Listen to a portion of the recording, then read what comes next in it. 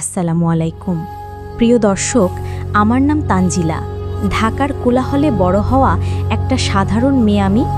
আধুনিক, শিক্ষিত আর 10টা মেয়ের মতোই ভূতে বিশ্বাস আমার তেমন একটা ছিল না। ভয় পেতাম, কিন্তু সেটা ভৌতিক সিনেমার ওই 2 ঘন্টার জন্য।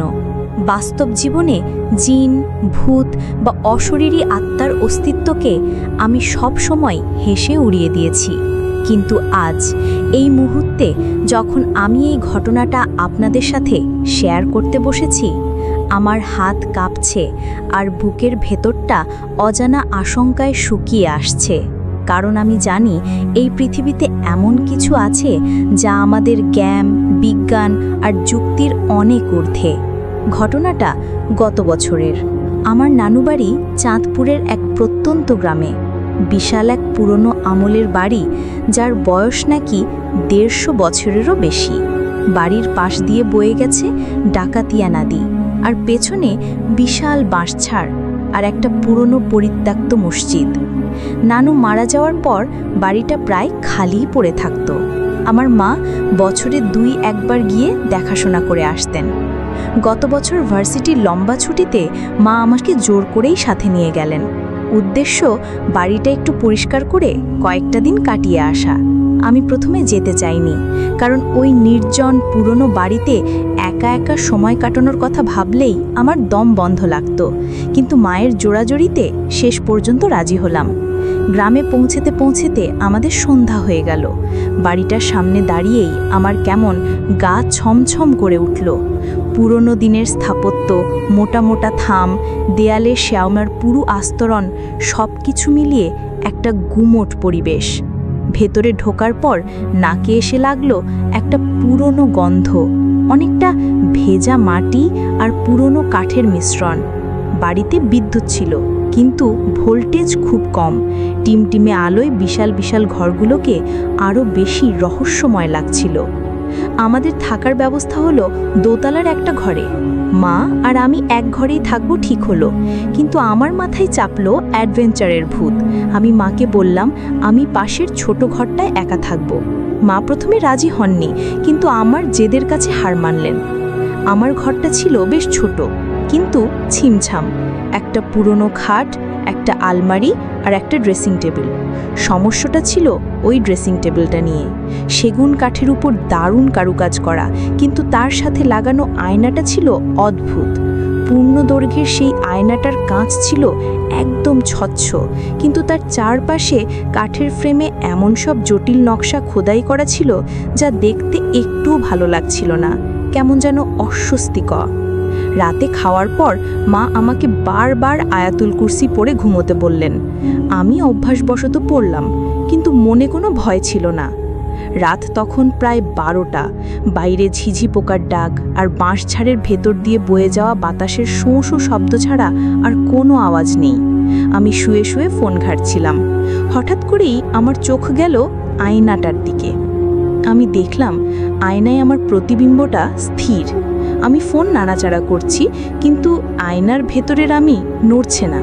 আমার বুকের ভেতরটা ধক করে উঠল। ভাবলাম হয়তো চোখের ভুল। আমি উঠে বসলাম। আমার প্রতিবিম্বটাও সাথে সাথে উঠে বসলো। আমি স্বস্তির নিঃশ্বাস ফেললাম। কিন্তু ঠিক তখনই একটা অদ্ভুত জিনিস খেয়াল করলাম। আয়নার ভেতরের আমার মুখে একটা হালকা হাসি, যা আমার মুখে নেই। আমি অবাক হয়ে আমার মুখটা ছুঁয়ে দেখলাম আমি হাসছি না, কিন্তু আয়নার ভেতরের তানজিলা আমার দিকে তাকিয়ে মুচকি হাসছে। তার হাসিটা মোটেও স্বাভাবিক ছিল না, কেমন যেন শীতল, বিদ্রূপ মেশানো। আমার শরীর বেয়ে একটা ঠান্ডা স্রোত নেমে গেল। আমি সাথে সাথে চোখ ফিরিয়ে নিলাম। নিজেকে বোঝালাম এটা মনের ভুল। পুরনো বাড়ির ভৌতিক পরিবেশের কারণে হয়তো এমনটা মনে হচ্ছে।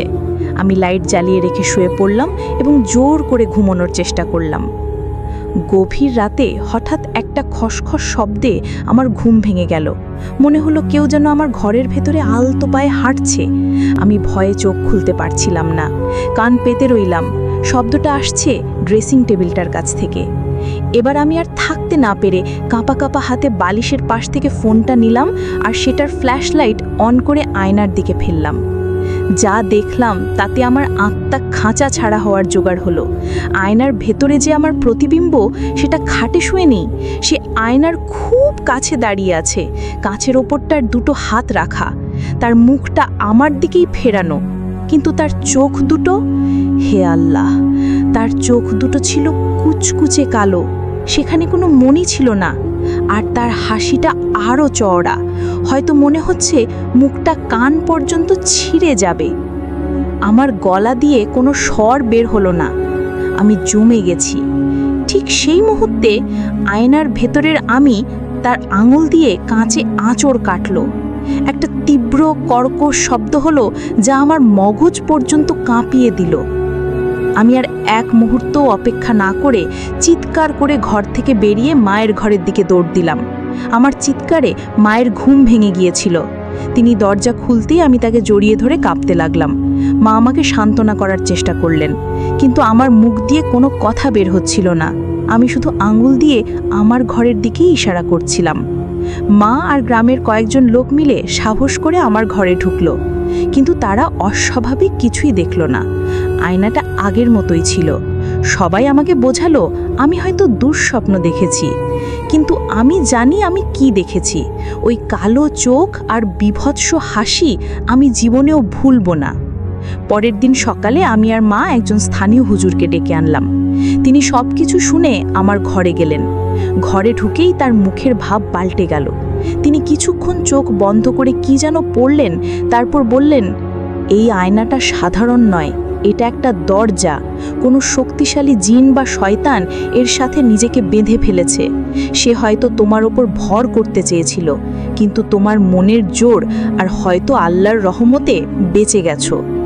হুজুর বললেন, পবিত্র কোরআনে সূরা আল জিনে আল্লাহ বলেছেন যে জিন আগুনের শিখা থেকে তৈরি, আর তারা মানুষের আগে থেকেই এই পৃথিবীতে বিচরণ করে।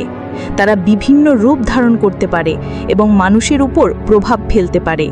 সহি হাদিসেও আছে যে সন্ধ্যায় বা রাতে ঘরের দরজা জানালা আল্লাহর নামে বন্ধ করতে এবং কোনো পাত্র ঢাকার সময়ও বিসমিল্লাহ বলতে, কারণ শয়তান বন্ধ দরজা খুলতে পারে না।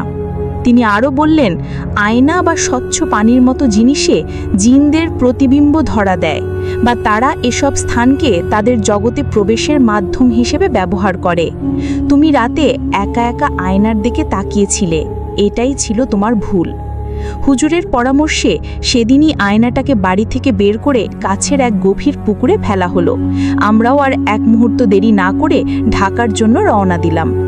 আজ প্রায় 1 বছর হতে চলল, কিন্তু আমি সেই রাতের কথা ভুলতে পারিনি। আমি এখনও রাতে একা ঘুমোতে পারি না। প্রায়ই দুঃস্বপ্নে দেখি সেই কালো চোখের প্রতিবিম্বটা আয়না থেকে বেরিয়ে এসে আমার দিকে এগিয়ে আসছে আর ফিসফিস করে বলছে, আমি তোর জন্যই অপেক্ষা করছি। বিজ্ঞান আর যুক্তি দিয়ে এই ঘটনার কোনো ব্যাখ্যা আমি খুঁজে পাইনি, কিন্তু আমি একটা জিনিস বুঝেছি, বিজ্ঞান যা ব্যাখ্যা করতে পারে না তার অস্তিত্ব নেই, এমনটা ভাবার সবচেয়ে বড় বোকামি। এই মহাবিশ্বে এমন অনেক কিছুই আছে যা আমাদের ধারণার বাইরে। ভেবে দেখুন তো, সেই রাতে আমার জায়গায় আপনারা থাকলে ঠিক ওই মুহূর্তে কি করতেন? ভয়ে চিৎকার করে দৌড় দিতেন, নাকি আয়াতুল কুরসি পড়ার কথা মনে থাকতো? আপনাদের উত্তর কমেন্ট বক্সে জানান। প্রিয় দর্শক, পরবর্তী ভিডিও পেতে আমাদের চ্যানেলটি সাবস্ক্রাইব করতে ভুলবেন না।